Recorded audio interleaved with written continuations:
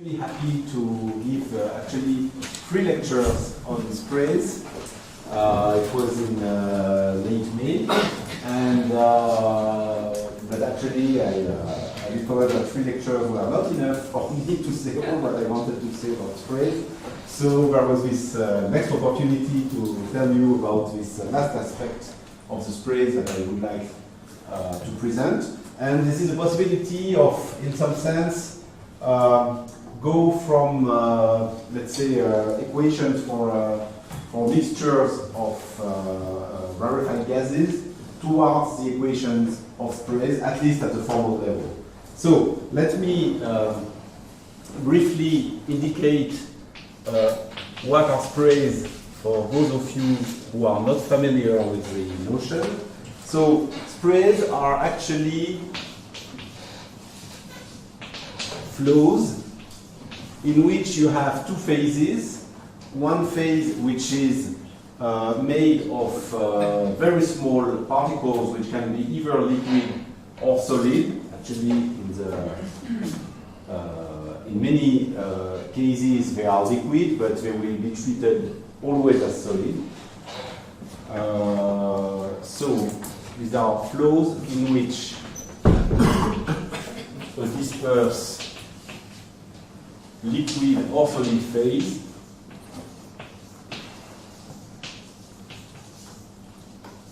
is surrounded by a gas.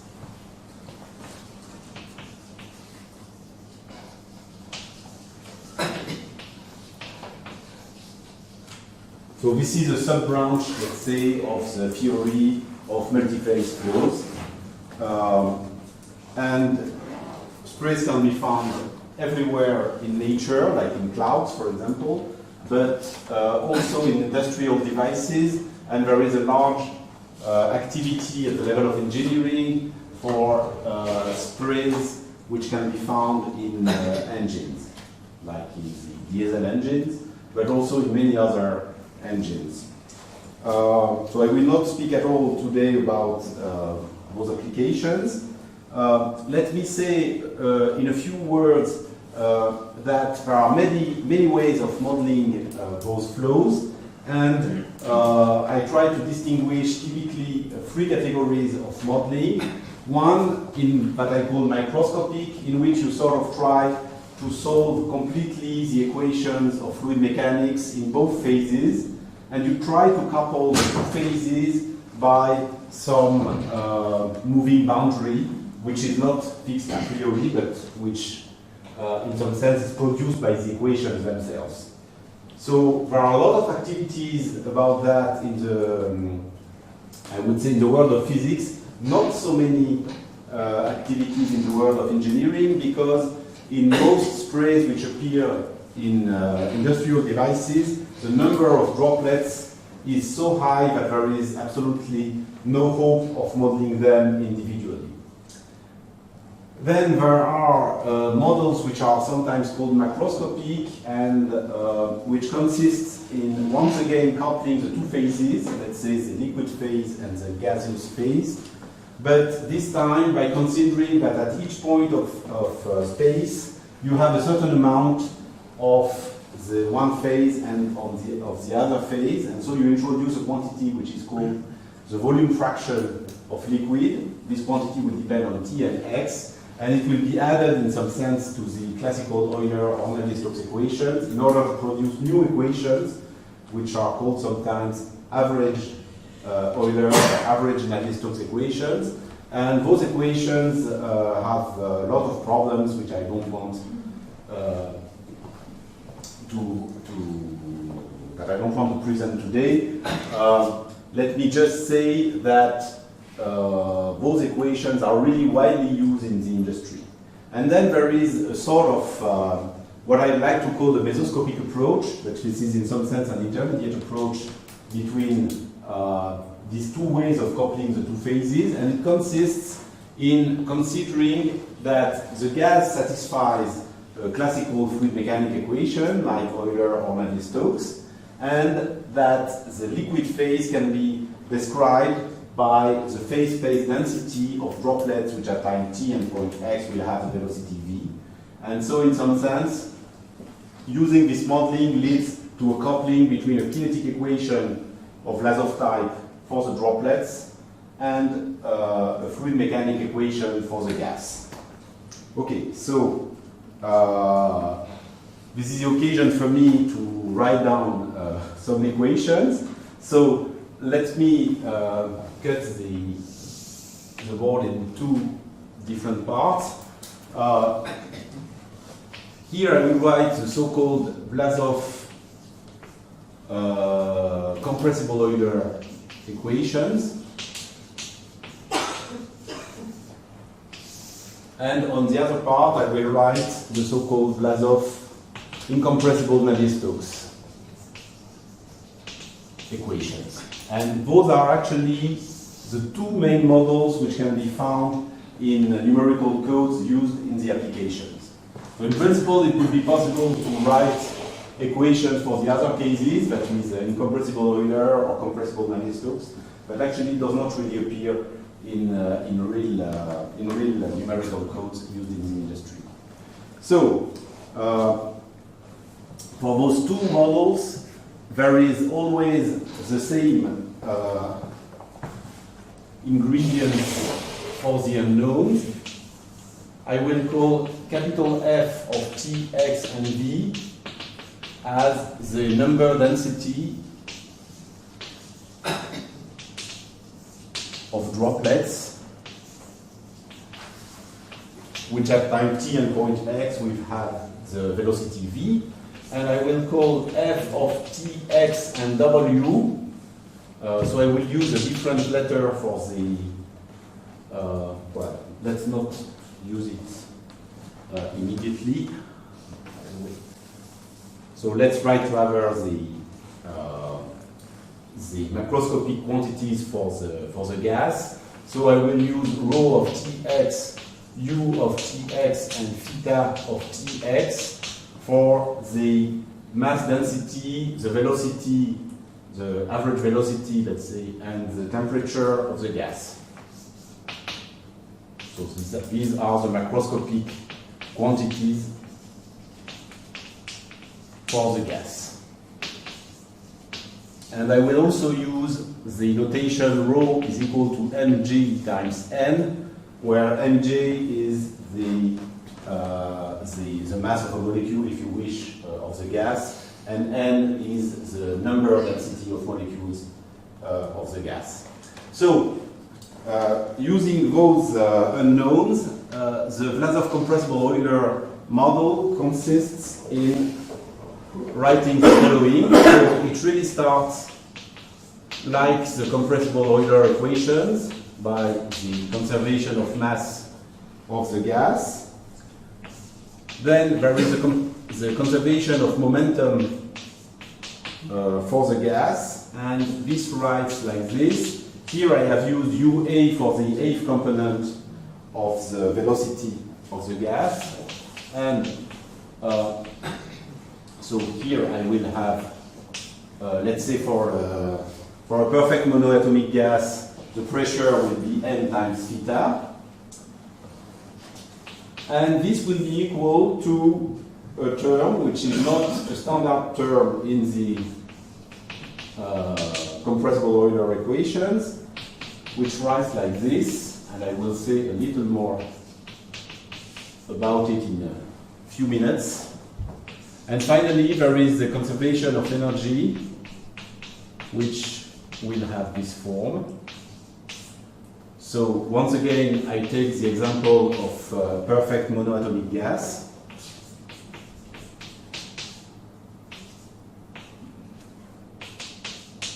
So here we'll have 5/2 of n theta u. So this is the beginning of the conservation of energy. And actually, with respect to the usual compressible Euler equation, one has to add the work of the exchange of momentum that you have here. And this writes just like this dot v times f of dv. So it's the same as here, except that you have the dot v here.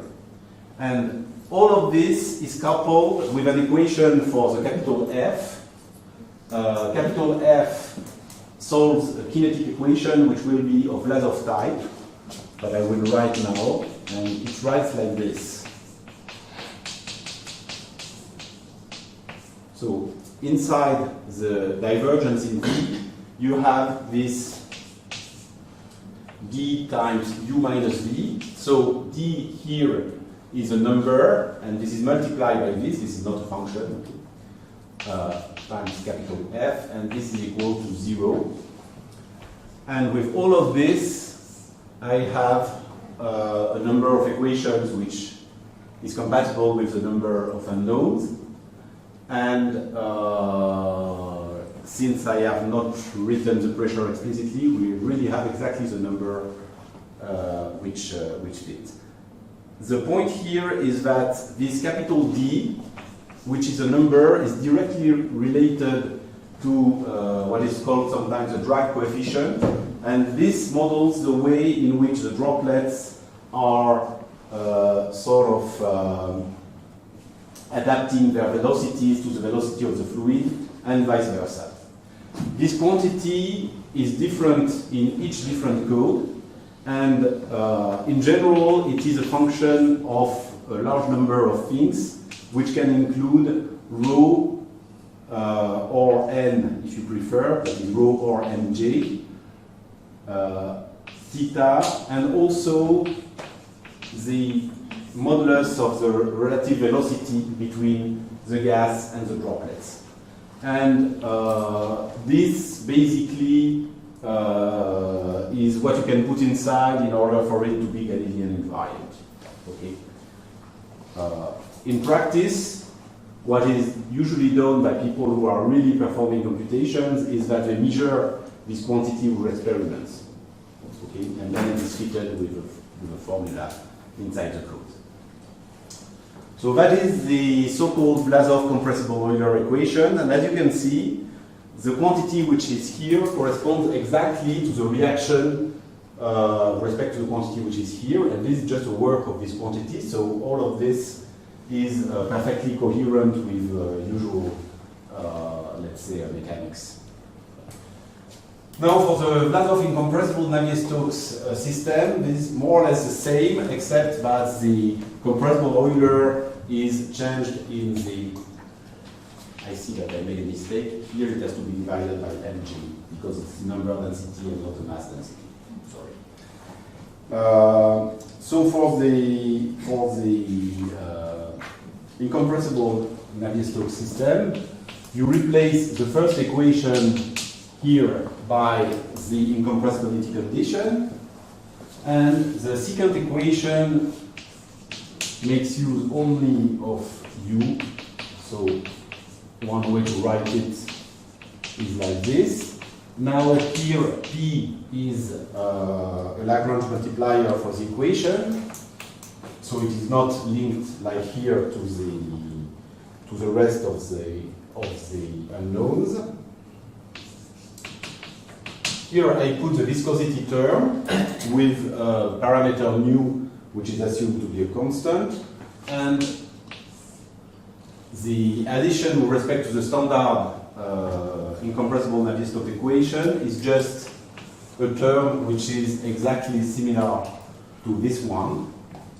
One has to be a little careful because it has not exactly the same physical meaning, since here it is basically divided by the fixed density of the gas. Okay?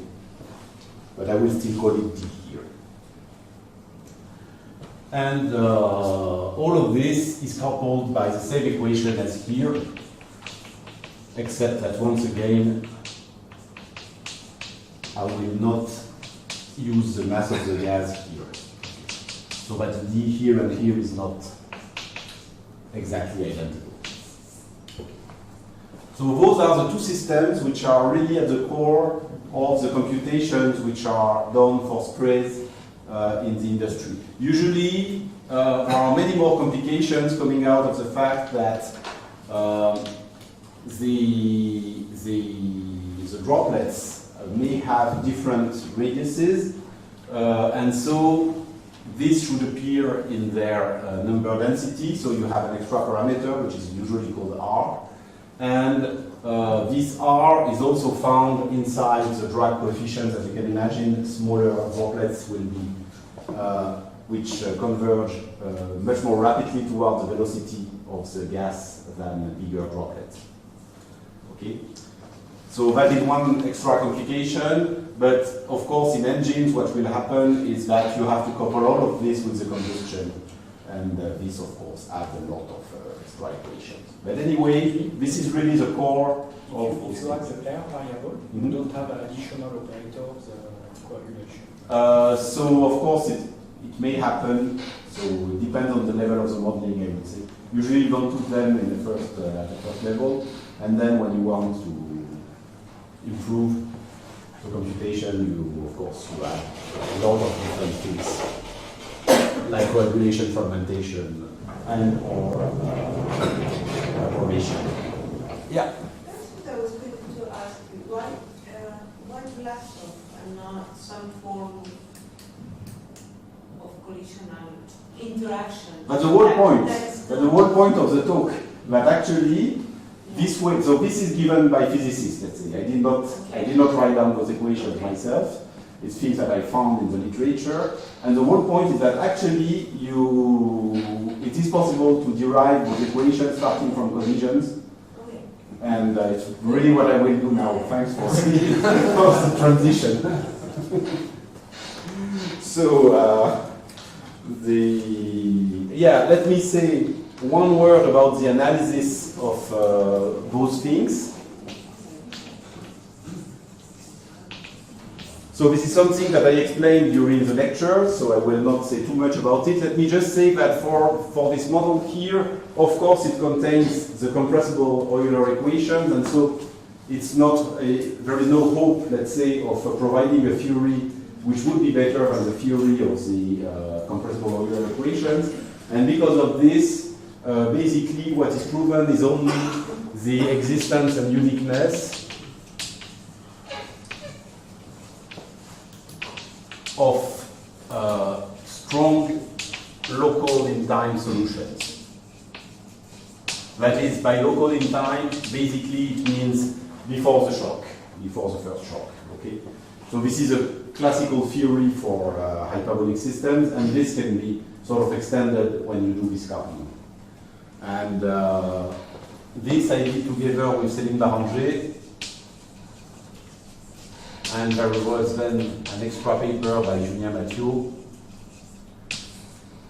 some 10 years ago, or maybe a little more. In the case of the Vlasov incompressible Navier-Stokes, of course it contains also the incompressible Navier-Stokes equations, and so it's really, once again, it cannot be better than the Leray theory, and actually one can really reproduce the Leray theory, so there is basically existence of global weak solutions in the Leray setting, basically. And this was done by Boudin, myself, Moussa, and Céline Rambon.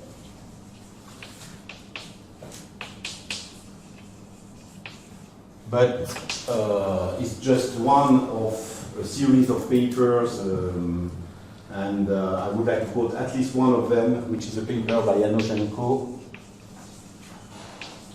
and Guten-Mondel, and Marie Guten-Mondel. Actually,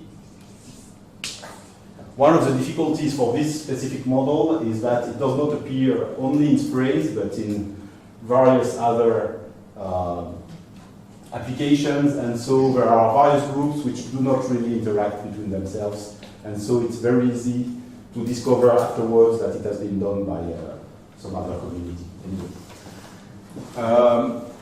This is for, let's say, the mathematical analysis of those equations, and it's not the point I would like. In two dimensions, you have a strong solution. I think so. It's not written down, but I would, yeah.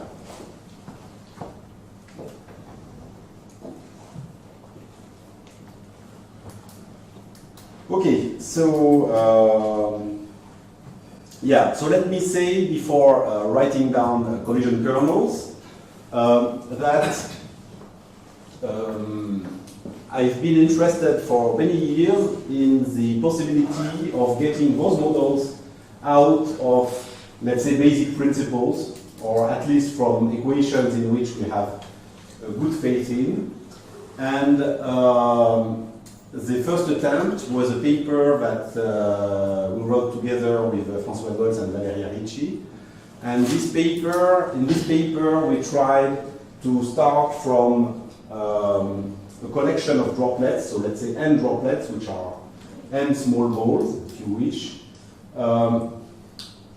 You suppose that they are solid, actually, not liquid. And you consider the flow around them, and you suppose, for example, that it satisfies either Stokes or Navier-Stokes equations. Then you let the number of droplets go to infinity, and you reduce their volume, and you trust to pass to the limit. And if you do that properly, then it is indeed possible to get at the end the equation which is written here, that is the Navier-Stokes equation plus this extra term, and then you can compute explicitly the d with respect to the what you have put at the beginning in the model, and this is called sometimes Brinkman's law. This is a computation which is actually done with the Stokes equation, but it is valid for the Navier-Stokes, and because of the scaling thing, and so in some sense one can be happy that if somehow you fix capital F, then it's really possible to get this out of, let's say, the usual Navier-Stokes in a certain domain and in a certain limit. However, it looks very, very difficult to get the whole set of equations, even at the formal level, because the coupling with the evolution of the droplets is something which is really not easy to study. You have to imagine that typically, in order to get the results that I just described, basically droplets have to be far away one from another. And of course, in the evolution, you cannot control at all these things. There will be droplets which will get very close one to another, and then you have to estimate if this happens often or not. And so we sort of abandoned this direction some years ago. And I would say that the people who are interested in that now are in the group of Mathieu Hilleret in Montpellier. And there have been a certain number of improvements with respect to the paper together with Golse and Valeria Ricci. But it's still very far away from having something which really converges at the end towards the incompressible, the Vlasov incompressible Navier-Stokes. So I will not speak about that either. And what I want to describe now is something, yes, please. I just wanted to ask you a question. Are there any examples of D that come from the physics modeling, such as Knudsen Navier-Stokes is divergence? The last term is divergence free? Yeah, so it's not so obvious to see that. So the classical choice is to take D is equal to 6 pi if you have put everything in a dimensionless form, let's say. And this is called the Brinkman's law, and this corresponds to a computation done with the Stokes equation. And for this one, everything goes well. Now, what is really used in the industry are things which correspond to situations in which there is a lot of turbulence, and then usually the D is itself linear with respect to the relative velocity. And up to my knowledge, there is no result in that case for the Navier-Stokes equation. But Thank you. so I don't know if this answers the question, but that's the situation. Yes, madam. Very neat question. So you start from compressing Euler, and then suddenly you get a dissipative term, or you get Laplace in the velocity and how. Yeah, so those are two different models, of course. Both are. But I thought that you want to go from one to the No. So the point is that I will now write a model which will, depending on the scaling, go to either one of them or the other one. Thank you. Yes. I agree with you. There is no way of getting the Laplacian out of this one. Yes, so we decided, so now what I will present is, has been done with Etienne Bernard, François Golse, and Valeria Ricci, and our idea was in some sense to abandon the idea of starting from Navier-Stokes in a domain with, let's say, a domain which is moving, and instead to start with an equation for a mixture of rarefied gases. And the main idea, let's say, is to introduce now not only the number density of droplets, but also the number density of molecules of the gas. So we start at the level of the gas from the mesoscopic level instead of starting from the macroscopic level. So we call f of t, x, and w the number density of molecules of the gas. Of course, this does not really correspond to most of the applications in which the gas is dense. Okay? But it's not really the point here. I mean, the point is to see if, starting from equations in which we believe, we can end up with the equations which are written on the blackboard. So I hope you are like me and that you believe in the Boltzmann equation, and even when it concerns mixtures. And in that case, so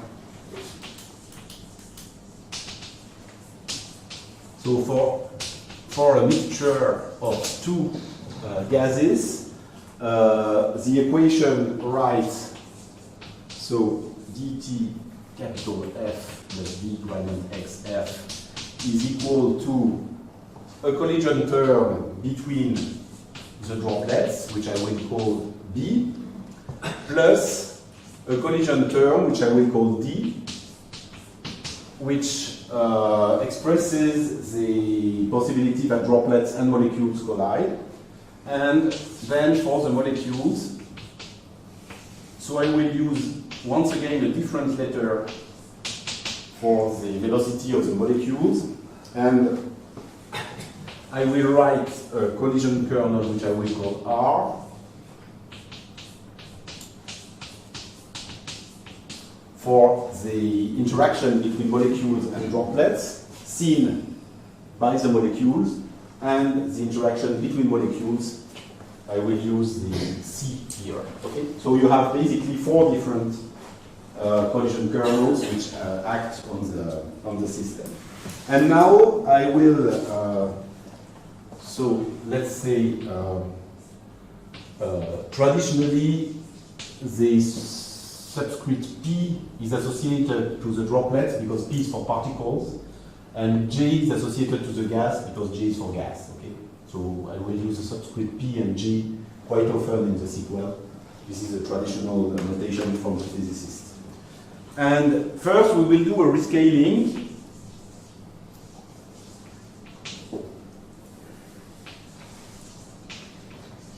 In order to write this in adimensional form. And so I will introduce a certain number of quantities. Let's say L is a typical size. I will call NP and NG the typical number of droplets or molecules per L to the cube.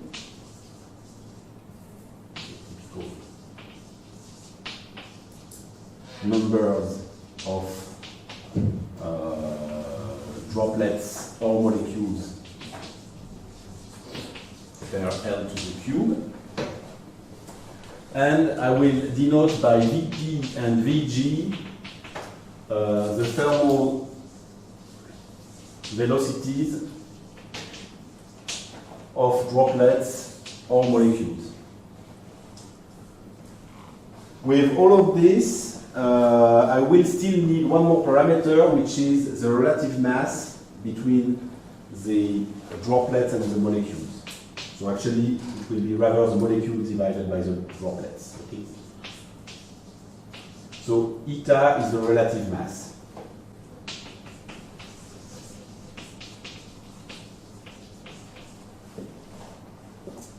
And then I will write dimensionless quantities.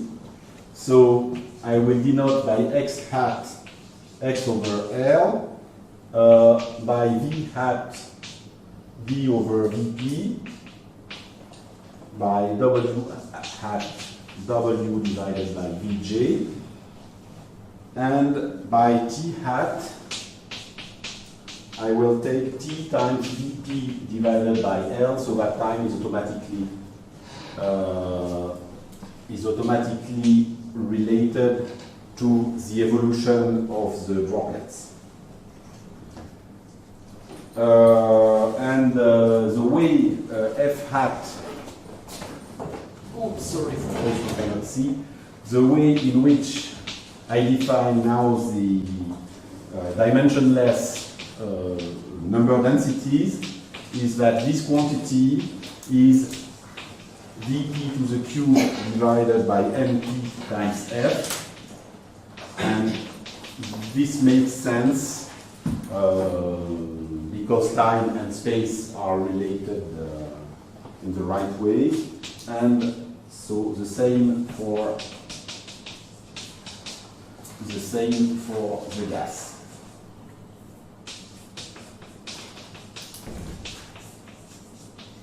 So like this.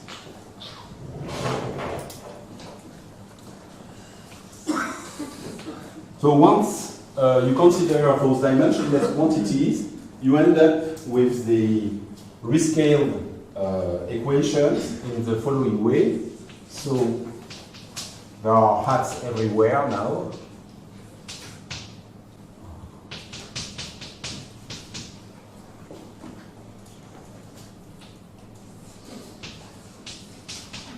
And it ends up like this.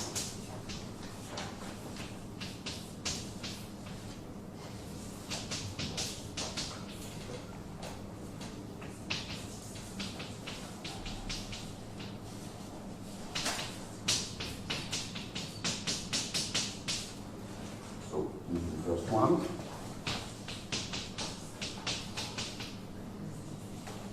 And the second one will look like this.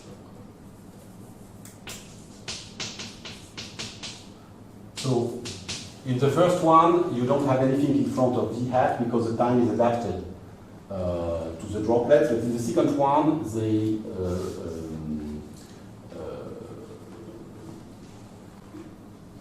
let's say you will have to use this rescaled velocity term in front of the gradient x f hat. And for the rest, it looks the same, like this.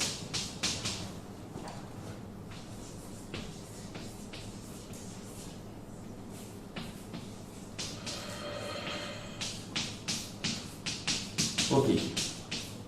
And in all of this, so this part you can really deduce directly from both definitions. The part which is here is obtained when you introduce quantities which I will call Sij, and which are the typical strength of collisions between I and J.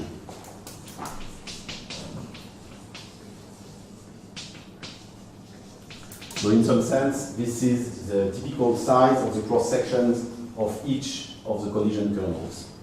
And they appear in front of all the collision kernels with all the rest. So this is, let's say, the dimensionless version of this. And the point is that according to the assumption that we will now make on the different quantities, we will end up with rescaled equations which may, in the limit, converge toward one of those two models. So let me briefly explain how it works. So the first thing is that the term here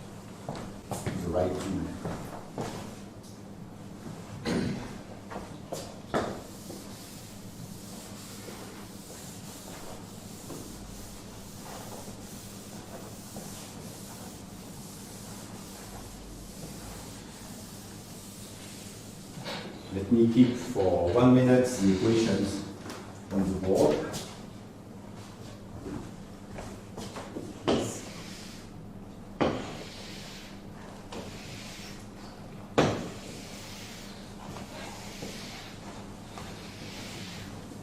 I'm still less good at this than Francis, but I'm improving.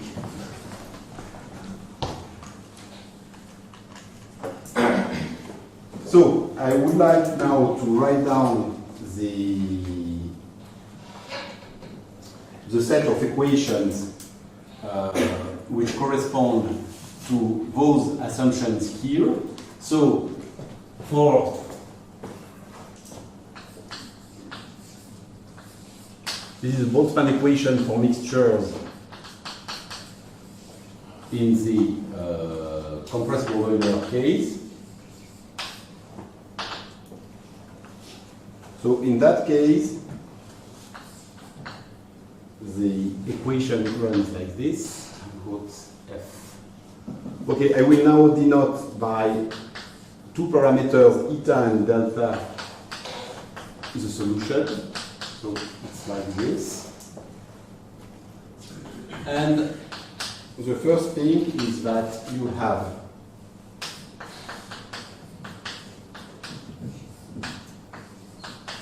the first thing is that you have 1 over eta in front of this quantity here. So if you look at it up there, this corresponds to Ng SPG L Vg over Vp, and with all that you have here, in the end you get 1 over eta here. This is related to the Np over Ng is equal to eta. And for the second one,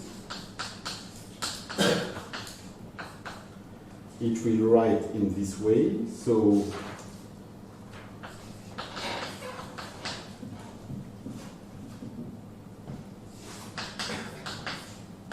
once again, I write all of this with indices in order to show the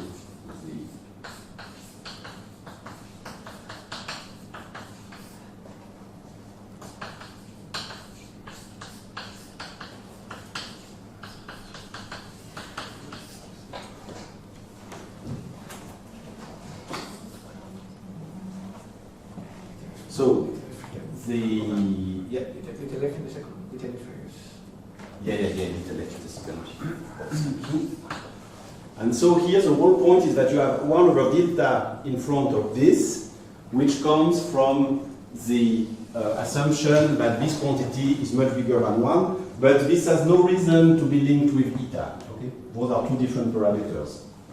And now you try to let delta and eta go to 0. Okay? So this corresponds to the scaling, which is associated with these assumptions on the typical quantities related to the equation. So that is for the delta is related to the. It's related to this one. Okay. So it's also the mean, the ratio between velocities. No.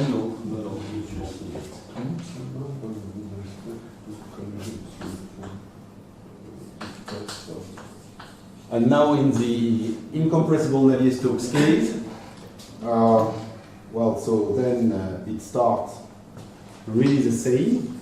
So for the first one, you have exactly the same quantity.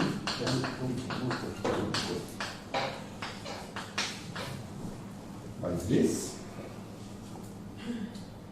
And the second one is slightly different because first you will have this ratio of velocities which will appear here and that I will call 1 over epsilon. So this is not delta, no, this is epsilon. So this corresponds to the Vp divided by Vg. if you look, this is exactly the quantity epsilon, and it gives you 1 over epsilon here. And here you end up with r eta of f eta epsilon, capital F eta epsilon, plus 1 over epsilon square c of f eta epsilon, provided that the different quantities that you have here are linked in the right way. Okay. So you can see that in both cases you have two small parameters. One is the ratio of mass, eta, and then there is a second small parameter which appears from the chosen typical dimensions. Let me add that I systematically wrote C without any subscript here, because this is a collision operator between molecules which has nothing to do with the ratio of mass. Whereas for R and D, it is important to see that inside the operator, eta will play an important role, because you will have collisions between objects which have very different masses. Okay, so I think it's time now to clear maybe the other.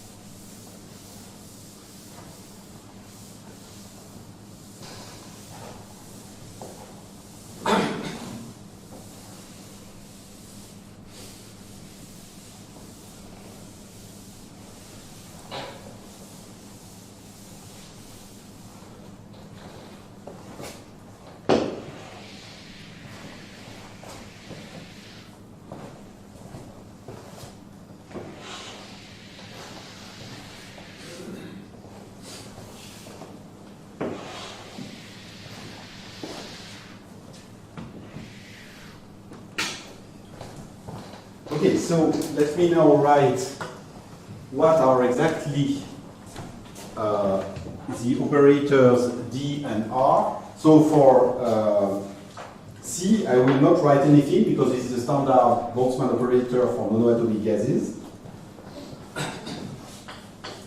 But for D, what I will call D eta of capital F and F, this is the integral of F of what I will denote by F beta prime,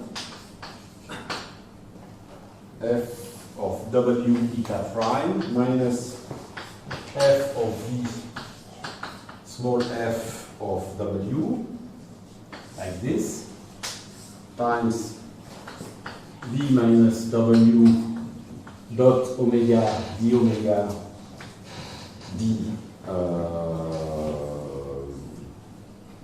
So one has to be careful here.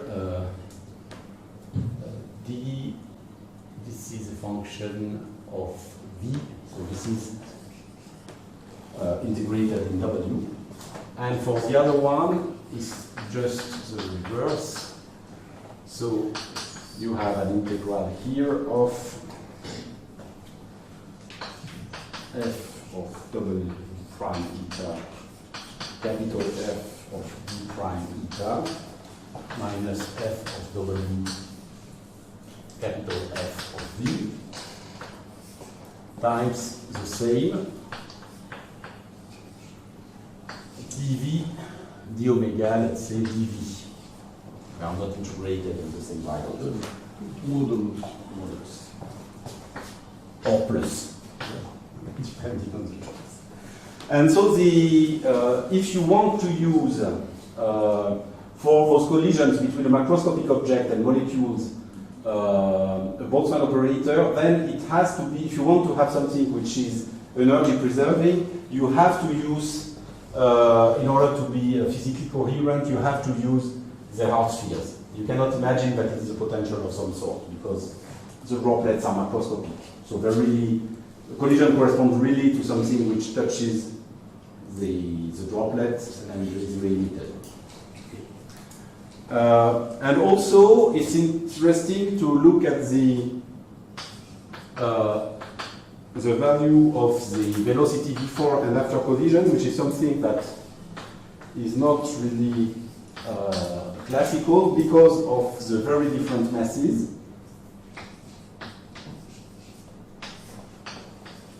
So here are the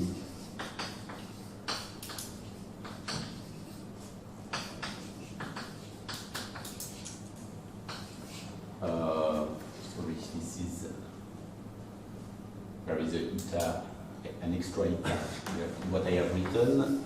So this is the velocity of I think it's like this. Sorry. The velocity of the droplet is modified by a very small amount, whereas the velocity of the molecules is modified consequently during the collision. Okay? And the important point is that this quantity is really like V plus eta times something. Okay? So that when you have 1 over eta times d eta, you can do first order expansion here. And it will eliminate the 1 over eta because the collisions modifies the velocity only by amount of eta. Okay? So what is really, I don't want to show to you any computations at this level. What I just want to emphasize is the fact that this is a scaling in which the ratio of mass is really central to everything.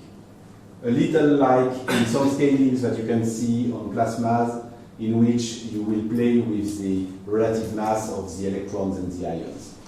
Okay? This is not something that you will find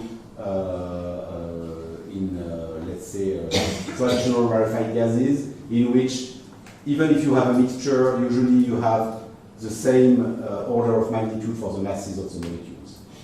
Only if you are interested in UF6, you may have a different order of magnitude.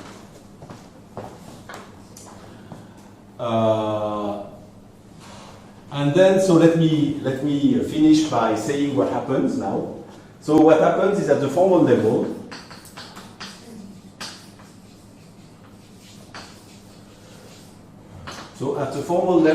if you call F eta delta, solution of this Boltzmann equation for mixtures, then it will converge towards F, and F eta delta, the small one, will converge towards F, which will be a Maxwellian, and with parameter n, u, and theta. Let me write it seriously. So it's n over the 2 pi theta divided by mj to the 3/2, exponential of minus mj w minus u to the square divided by 2 theta. So this is the Maxwellian. And capital F and u and theta are solutions of the equations which are here.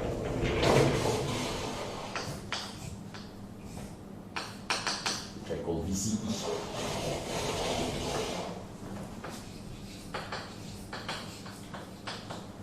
Except that I have to tell you what is D.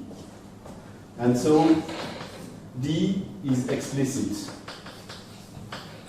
I don't want to say much more because it's a no-full formula which makes use of a lot of error functions, but it's something that you can compute when you want, when you have the courage. So this is for the Vlasov compressible Euler, and for the Vlasov incompressible Navier-Stokes, what will happen is basically the same at the level of capital F, that it will converge towards some F, but as you know, when you try to get a scaling which goes towards incompressible Navier-Stokes, you have to look at perturbations of fixed Maxwellians. And so I will not write what you have to suppose on the initial datum, but you have to prepare it in the right way.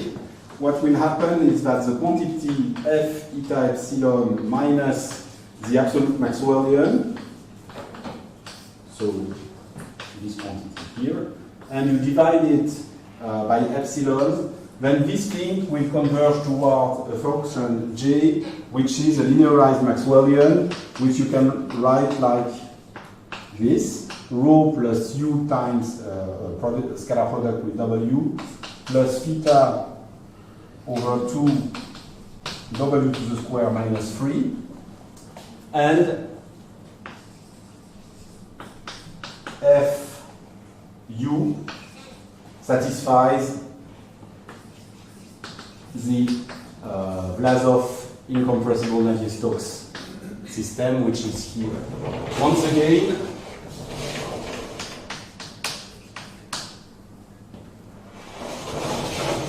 again, it is possible to get D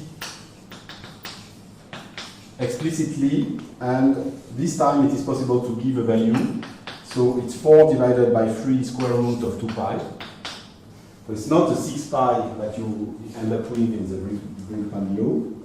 It's a different value.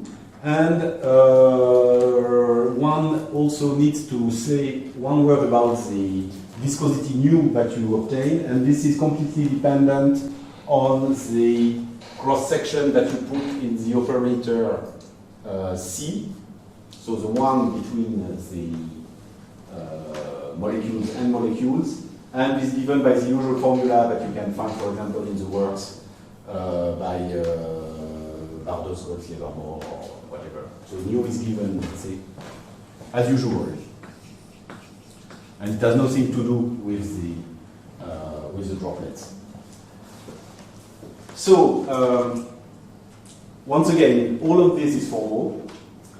And from my point of view, it is interesting to see that those two systems, which are usually written down without any explanations in the papers of physics or engineering, are actually things that you can derive from a proper scaling, starting from equations in which many people believe, like the Boltzmann equation. And in this way, it is also possible to give values for the parameters which are usually only measured. Now, I don't say that you should use those values because they are really coming from scalings which may not be adapted to a given situation. So I would not say that those are the right values. And I would like to add a few words about, let's say, the extensions and the perspectives of these works. So the first thing is that together with the same group, we also provided a scaling which goes towards the Stokes equation. By Stokes, it means that you don't have the convection term, but you also don't have the derivative in time, so you just have the diffusion and the pressure which are appearing, and this is rather close to the scaling that you would do with the Navier-Stokes case. So it's a variant, let's say, of the Navier-Stokes case. So that's the first thing.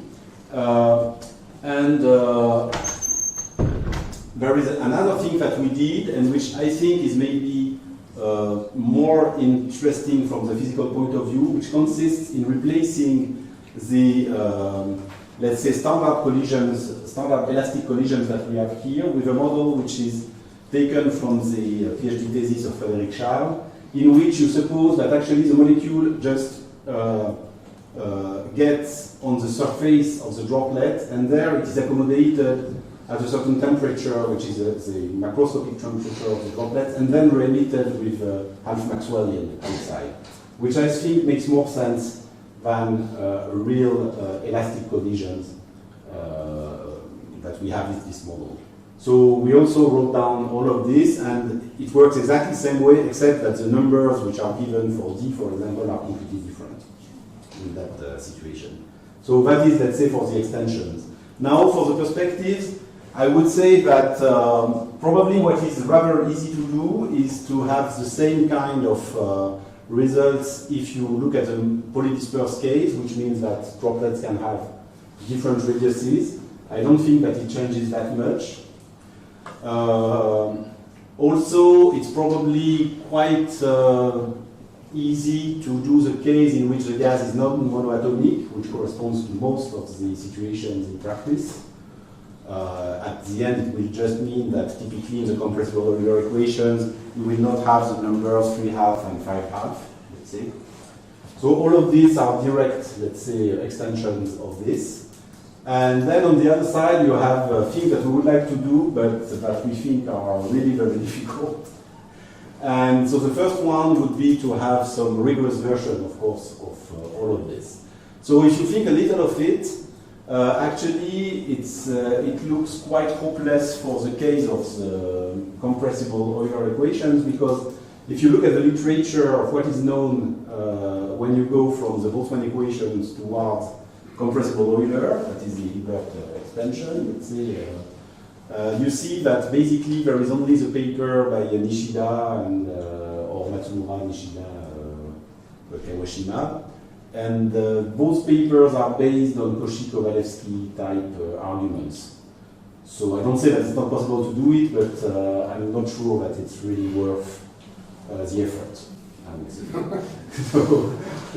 So that's the first point. In the other direction, that is towards let's say Stokes or Navier-Stokes in the incompressible case, one could try to start from the works by Golse and Saint-Raymond, and then there are a certain number of, let's say, difficulties, and the first one is that you have to have a good renormalized solutions theory for mixture of gases.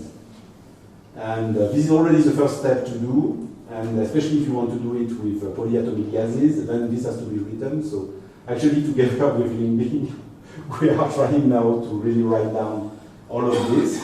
And this is the very first step, and then there are many, many more to try to do. So once again, I'm not completely sure that it is worth the effort.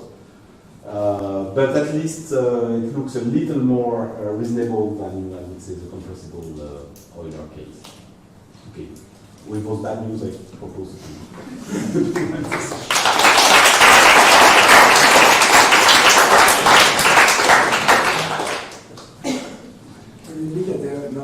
but if you look at the microscopic equation, why when you approach the microscopic problem, okay, the gas is given by Boltzmann, but the droplets, why by Boltzmann? This is, of course, this is a choice which has to be discussed. So the point would be here that you look at a situation in which you think of the droplets as objects which are sufficiently small to use a kinetic description like this. But this is our choice. I mean, nobody ever wrote this. Yes, but it is if they're slightly larger, then you can compute the pressure from the Boltzmann, and then you take the other kind of limit, I don't know, mean field or something like this, no?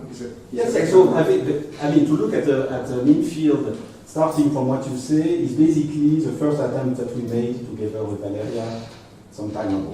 And I think which is probably something which is more appealing for physicists. And because we really believe that the basic equation for this problem are Navier-Stokes, are some mixture of Navier-Stokes with the evolution of droplets. So this is something which is more adapted, I would say, to the public of kinetic theory.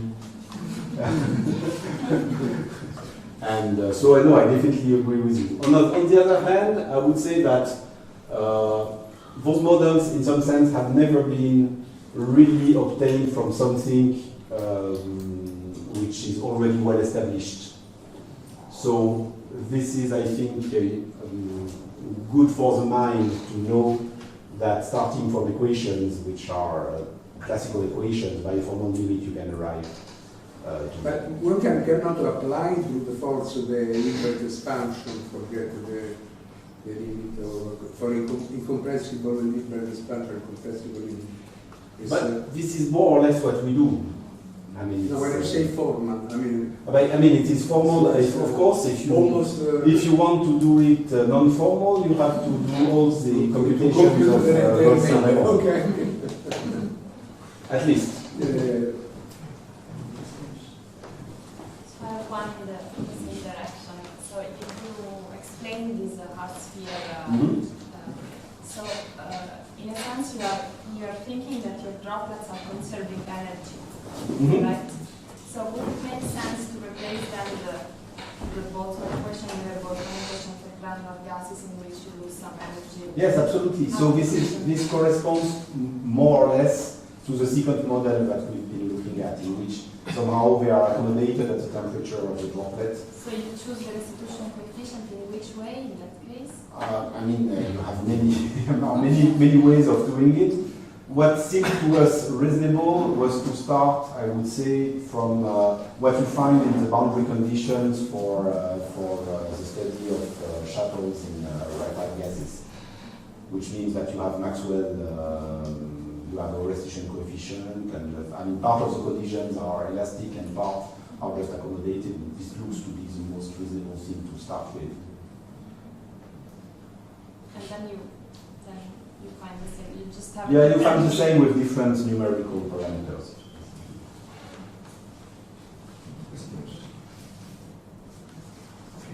Thank you. Thanks a lot.